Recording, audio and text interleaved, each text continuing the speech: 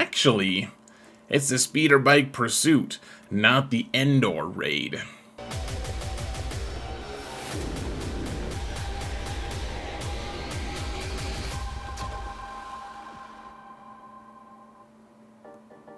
Hello everyone, and welcome to another episode of Xerath Prevails. Today we're going to talk about the best builds and the best way to approach that Endor raid so that we're not just shafted when it moves right along. The Endor raid is, as we say, impermanent. We as in people who use words, of course. And the problem is it goes away, every raid goes away after 8 to 9 months. I know that it's still technically in the game, but it's going to go away. And the problem with that is we're going to be farming characters to do the very best we can, get the best scores we can, help our guild, help ourselves.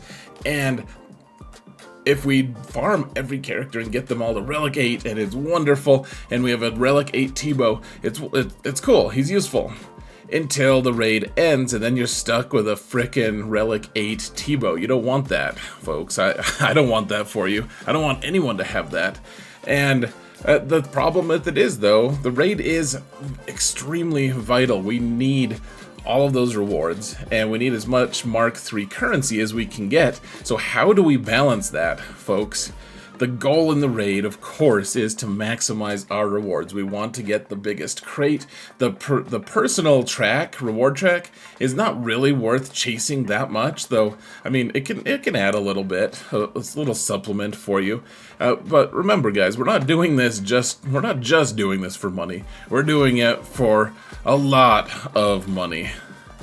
We want to, as well with the raid, we want to maximize our roster benefit, which means if we put Relic 8 on a character, hopefully it's on a character that isn't just useful in the raid. Hopefully he's useful in the game as well, in some other corner, in GAC, in territory battles, something like that, so that you're getting some benefit from relicking these characters on your roster itself. And you also want to make sure that you're not just burning out. People tell me, man, I just spent 3 hours on the raid today and I didn't even finish all my attacks. I'm just really trying to be meticulous. And I mean, if you want to do that, that's fine. I'm not going to judge you. I'll just say I personally would get extremely burned out, and then I'd eventually just not do the raid, and then my guild would, I don't know if they'd boot me, but I mean, I wouldn't be pulling my weight, because I wouldn't be getting any of the good scores.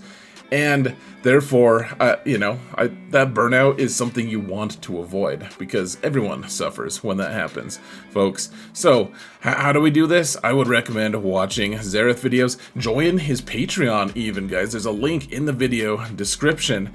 And in fact, folks, I do want to take this time to shout out my patrons. You guys are amazing. Thank you guys so much for all of your support, guys. Truly appreciate every single one of you. You guys are the MVPs, as far as I know. No one's informed me otherwise, so thank you guys so much. Now, how do we really do this? We want to farm the best characters, right? You get higher scores. I don't know if you guys realize this, guys, but if you use good characters, you'll get good scores. It's crazy how that works, but that's how it works. But you also want to farm the best safe characters, because like I think I've said T-Bow at least one time, and he's not a good character anywhere else in the game. He'd be good, and he is actually good in this raid. T-Bow himself, he's fine in this raid. The problem is he's not good anywhere else. So where do we get the characters that we need to get high scores in the raid and still be able to, function with our roster? Because if we go Relic 8, every raid's T-Bow kind of parallel character, we're not going to get ahead very easily. So first off, I want to just show you guys this. We're not going to spend a huge amount of time talking about this, honestly, because all the math of it, this has all been mapped out. And because I would also like to take this time to shout out the raid Discord server. It's going to be in the video description. It's linked. You guys can go check out. There's a ton of infographics, a ton of really good resources there for you guys to check out. You can just lurk and hang out. Lots of really knowledgeable people there if you want to ask questions and stuff. But I got a lot of this information from those guys, and so, I got it from a lot of different places, but I think that's the place that you're going to find all the infographics that are really helpful. And I'm not going to show them here because I don't want to. Just kidding. But they are really good resource. Seriously, guys. But here's the thing, folks. Moving up with your guild to different crates just means everyone gets more Relic 8s. Now, the math that I'm showing is, okay, so for the lowest crate that I am showing on this screen, it's the 144 million, for those of you just listening and not watching. You can, after the end of 9 months, you do 45 total raids. If you've done that crate every single time, you'll end up being able to purchase the stuff for almost 10 Relic 8s, and that's not from scratch. That's Relic 8 going from Relic 7 to Relic 8. So you'll get 10 of them just from the raid itself, being able to buy all the materials. And to be able to do that, it takes your entire guild. Every character, or every player in that guild needs to be able to do 2.8 million damage each, which is pretty doable. I mean, I think maybe not, but that's something people should work for. But if you just move along a couple more crate levels, you'll get, by the end of that 9-month period, if you get the next crate level, then you'll get another 3 Relic 8s, and then you'll get another 4 on top of that if you move to the next one. And so you guys can debate whether that's worth it to you or not. I think it's easier to think of it in terms of how much benefit is my guild in totality getting? Because 4 more, if you get everyone gets to the next crate and you get 4 more Relic 8s each, then I mean it's a lot, right? It's tons. Hold on. I almost said 20,000 somehow. It's 200 more Relic 8s for your guild, which could really change the landscape of your guild over the course of several months. So, you know, it might be worth it. I'm not going to tell you guys, go get that awesome score, 8.48 million each. I'm not. You guys can listen to your guild and work for that. I just want to show you guys kind of the pathway of which characters you should farm and what's going to have the best overlap. And so who's the safest characters? The very safest folks here is, I mean, obviously, Galactic Legend Leia. If you're not going to work on Leia, that's fine. But she is the safest because she's a Galactic Legend. I mean, she's going to be usable in all the different game modes. She's going to be amazing everywhere because she's a Galactic Legend, and Galactic Legends don't really age. She's going to be a top 8 character until they release the next Galactic Legend. Then she'll be a top 9 character. But yeah, she's amazing. You can actually get a 2.7 million score with her. That's what the scores on the left are, is how many, if you have all your characters at Relic 8 or higher, how big of a score can you get? At 2.7, you can get the full 2.7 million score with just Leia if you remod. If you don't remod, you can get a pretty easy 2,000. It's not as impressive, but you can still do it.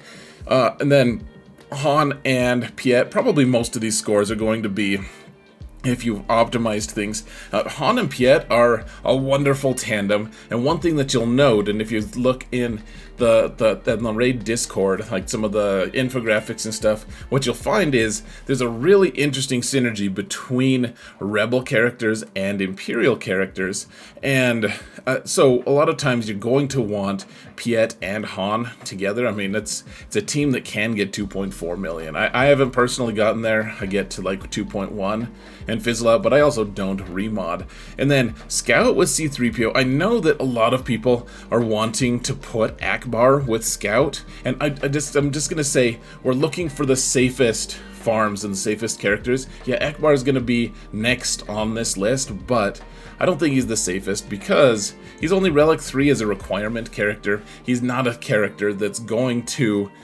move the needle on your roster that much. Like, yeah, you have him at Relic 3, but it's a pretty significant expenditure to get your Akbar from 3 all the way to 8 or even just to 7.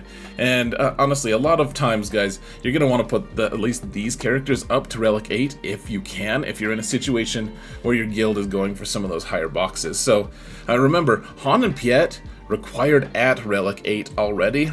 they're those safest farms ever. Like my little account, it's not that little anymore, gosh, which is what she said.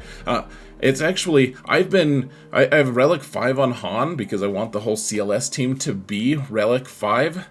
But I just got him to Relic 7, and I'll get him to 8 soonish just for this raid, so that he can go with Piet. I don't have Leia on that account. I don't have a Scout. A lot of these characters I don't have, but I'm putting Relic 8 on Han because I know he's going to be required later anyways, and he's good for it. And he's really good at Relic 8 no matter what, but he's good in a ton of situations. He's a lot of fun, folks, if you didn't know. So Han, Piet, wonderful candidates. Scout and C-3PO. The thing is, C-3PO required at Relic 7 is that he's at the same level as Scout.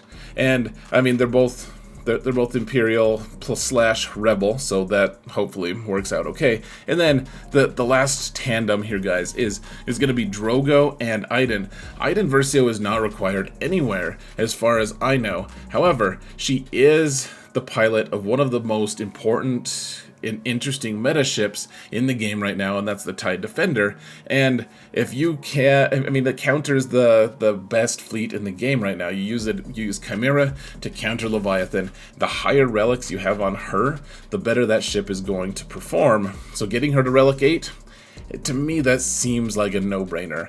Anyways, and then Drogon, he's Relic 7 anyways with Leia, but he's the attacker on that team. He's going to be doing a ton of damage. Relic 8, in my opinion, is kind of, in a way, it's an unspoken mandatory requirement for that team, just because you want your attacker to do a lot of damage. I mean, I guess Leia does a lot of damage too, but you know what I mean, guys. Okay, so the next wave kind of characters that you could get that are going to be good and safe to be able to farm so that you're not wasting your investment is, I mean, Akbar's already at Relic 3. You can get him to Relic 5. You could even get him to 7 or 8. He's a capital ship pilot, and probably his fleet will get some kind of a revamp in the future. Everyone's always talking about how we're going to get Red 5 and stuff, and right now, Red 5 would be Home 1 would be the place that Red 5 would live if we actually got it, unless it's the Resistance fleet and Rey was the pilot. A lot of people love in that theory as well, and I just have to roll my eyes because that's all anyone talks about, the places that I'm at. So anyways, so Akbar and Gideon go pretty well together. Gideon not required anywhere either, but with the Imperial Remnant and the Imperial Trooper tags and one of the fastest characters in the game, you use him all the time anyways. He's very relevant. He's got Empire as well as a tag. Very relevant, very strong character, especially now that we have his Beskar Dark Trooper whatever version. Gideon out, they're going to go hand in hand. They're literally going to hold hands with each other. Like, see how I'm holding my own hand? That's what they're gonna do, but just with each other. It's awkward. Anyways, the next one, Hera. She's required Relic 5 anyways, guys, and a lot of people are going to have a fully Relic Phoenix squad. She's a great candidate to get to Relic 7 or 8, and then Veers and Stark, they're required at Relic 3 for, say, the Eternal Emperor. You could just give them a little boost, guys, just a little taparoo to get them to Relic 5, get a little bit more boost for that, and then Chirpa, he's required at Relic 3 for Leia. So, you already have him at Relics. It's a worthless Ewok, of course. I know that Ewoks aren't totally worthless, but they're a little bit worthless. And, right? And Range Trooper is not worthless. He's just really good. He's a very strong character on the Imperial Trooper team. Now, he's not actually required anywhere, but he is, I mean, he's pretty vital, folks. You want Range Trooper in your life. And I think the toughest thing, guys, the toughest thing that I have had to kind of, as I was doing all my research and looking at this, all these characters, Captain Rex, Jedi Knight Luke, Chewbacca, and Nisa, they're all requirements elsewhere in the game at Relic 7, at least, right? Maybe Chewie's only 6, maybe he's 7 now. I don't really care, but they're high relics, and they're not very good in the raid. I mean, they can fill out some of these other teams. They do fine. You know, if you want a third, throw in a third with Drogon and Iden, maybe. I don't know. Like, you can probably get a higher score throwing one of them in there. They're not going to make very good teams on their own, and so they're kind of just used as supplement, guys. It's kind of a tough thing, a tough truth to embrace, because I want Jedi Luke to be good. I mean, I have him Relic 8 on my main account, and then I just don't really use him in the raid right now, or at least not in my final builds that I'll be working on. So tough truth, we just gotta deal with it, right? So otherwise, the honorable mentions, guys, and these are all characters that are good in the raid, but not necessarily requirements anywhere. So you have like all the different Ewoks, not all of them actually, some of them are just total garbage, but these Ewoks are actually all better than Nisa are. Gosh. And then Shore Trooper is also another good one. And then the Disappointment, guys, the other ones in the raid that just aren't that good. I mean, we have Relic 3 on Wicket if you have Leia. We have Relic 5 on Lando, Relic 3 or 5 or something like that on Wedge. I think it's just 3. And then Death Trooper. Dang it, man. Like, I would love it if he and Stormtrooper, they're both Imperial Remnants. I'm gonna have to put relics on them anyways if I want to use the new Moff Gideon character. But they're not that good in the raid because they don't have the right mechanics. And we're not gonna get into that. You know, Magma Trooper, Magma is not that good. And then Scout Trooper, or Scout Ewok, that poor Scout Ewok. It's like, hey, it's your time to shine. You're finally gonna be kind of relevant. But he's not. He's just bad. Don't gear him, folks. He sucks. So, anyways, that's the list. Guys, the safest farms out there, the ones that are going to keep returning your investment later in the game. I hope that this helps you. I realize that some of these builds aren't going to be the most ideal to get the very, very top crate, and if you want to get the very highest, you might want to remod these characters anyways. We're not going to talk about how to remod or anything on this video, but one way or another, guys, go check out the Raid Discord server, and I think that's it, guys. So let me know what your thoughts are. What are some teams that are working really well for you in the raid? And thank you all so much for watching, and remember that in all things, Xaereth prevails.